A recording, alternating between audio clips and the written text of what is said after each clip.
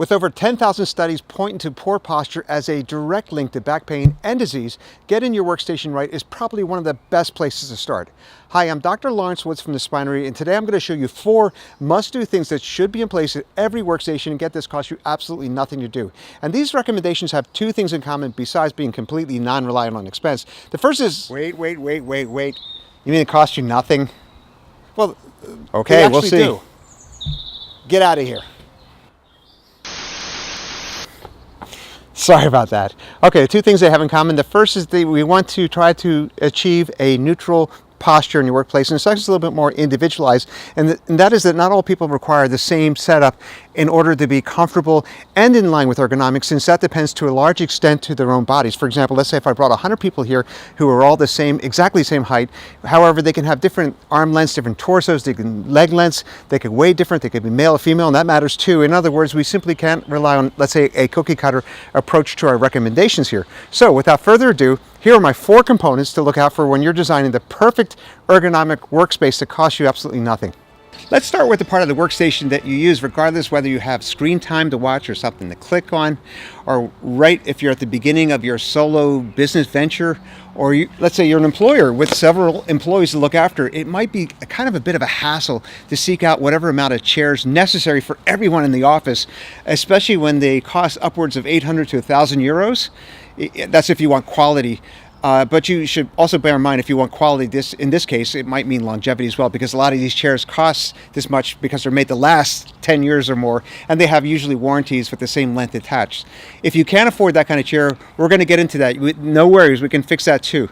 But this, you should get, with the expensive chair, you should get your money's worth. Now, let's focus on the actual tailoring to the needs of the person who will be doing most of the sitting on these quality and expensive chairs, or if not expensive chairs. First things first, let's make sure the sitter knows how the chair works, and let's make sure it fits them to a T, because the chair adjustments are absolutely critical. In fact, most people I see when I'm doing my office ergonomic assessments don't have a clue how to adjust their office chairs to fit them.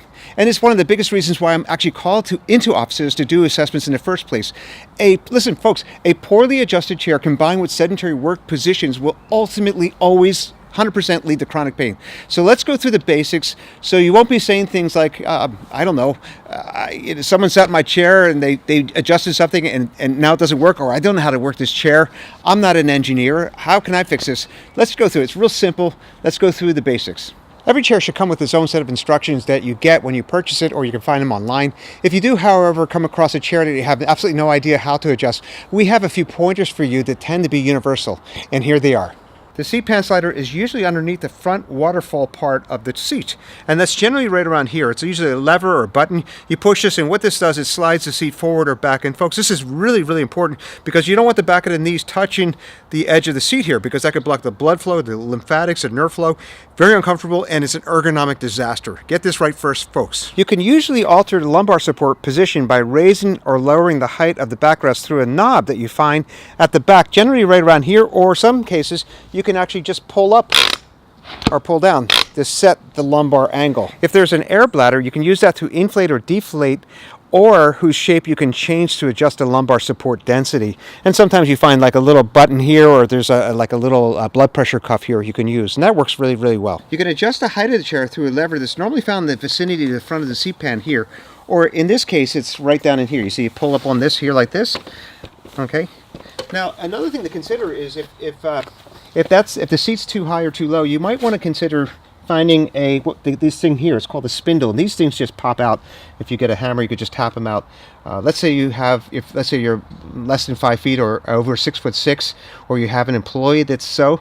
It's real simple to just replace the spindle to make sure you get that perfect neutral posture. And the key thing here is this. Let's go through the neutral posture. The key thing is this: when you're sitting, you want your feet flat on the ground here like this, and that your hips are above your knees. Now the ideal position would be 110 degrees from trunk to thigh, or another way of looking at it is your hips are about 4 or 5 inches higher than your knees with your feet flat on the ground. And so you want to achieve that. You want to get that seat tilt here, you want to get the height right, and you want to keep the back nice and loose here like this. You want to unlock the back, and you can sometimes you can change the tension. They have tension screws. Sometimes the tension screws in the front. In this case, it's over here. You can change the tension, but you want to keep that nice and loose because that keeps your discs moving, that keeps your muscles moving, keeps you active, keeps you conscious, and it's a really nice thing. If your seat doesn't have a forward tilt mechanism, you can always, we designed a foundation. You can visit our website and we can supply that for you. Now, the first thing you reach for after you've made yourself comfortable in the chair is hopefully well in tune with the neutral posture is your keyboard. And the standard ones with like this, with the numpads here on the right, folks, they really don't cut it. And what makes it worse is so many of us use these things for prolonged periods of time, and it causes all kinds of problems. And so let's go through this real fast. The first thing you always want to do is start with the chair first. Always start with the chair. Number one, get the chair right. Your hips are above your knees. Your feet are flat on the ground. Your back is unlocked, and you're in what we call a neutral position. Armrest. If you're male, this is binary. Hold your hands out here like this. You'll notice that there's a slight bend in your elbows.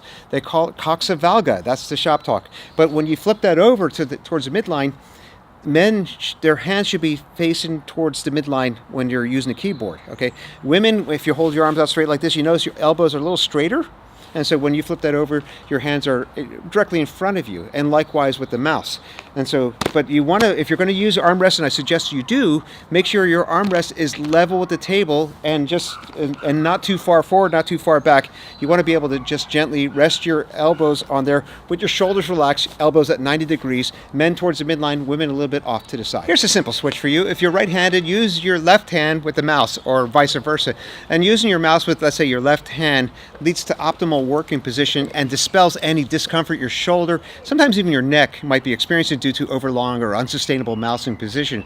And of course, if you're right-handed, or left-handed, this might sound like a nightmare, but just in a few weeks of adjusting, you'll come to realize that it really didn't need all the effort to get accustomed to it, as with working with the mouse doesn't require a whole lot of dexterity. And since we're on the mouse, let's keep going. Let's talk about the mouse some more.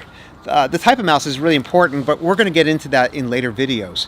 All we want to focus on today in this segment is the position and technique. So let's look at the placement. Two things: the reach and height. It is recommended for the reach to be within 46 centimeters or 18 inches from the center of the user's shoulder, because anything more than that, think about this, if you're reaching out any more than that, it can lead to all sorts of pain and discomfort in the neck, shoulders, upper body. The height should be equal to or just a little bit lower than your elbow height.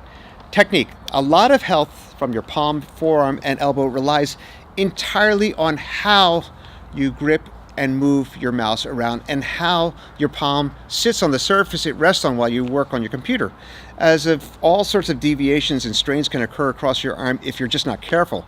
And so for the time being, let's agree that a lighter grip is advised, along with the alignment of your wrist and forearm during motion. And avoid resting your palm on the work surface, or have something at least soft on the surface of the mouse for your palm. And finally, let's discuss the monitor.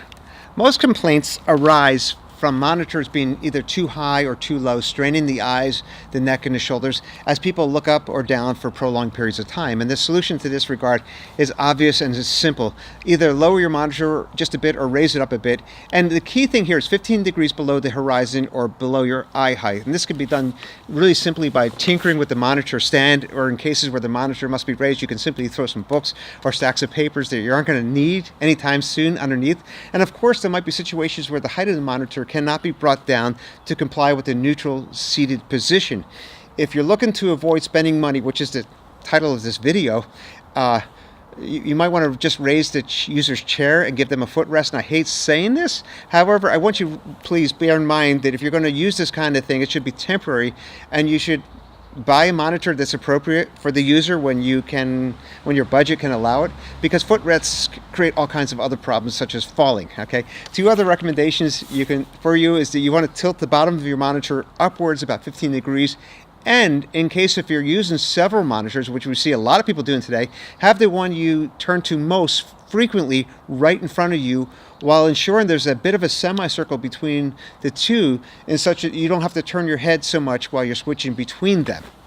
The bottom line of this video here today is that these ergonomic adjustments, even though they cost some money, they do take some effort. And of course, there's other things you want to take into consideration when pursuing to create a perfect ergonomic work environment, such as budget and other specific issues, such as things that might generate discomfort.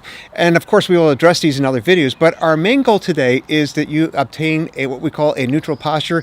And when you get that, you're already halfway there.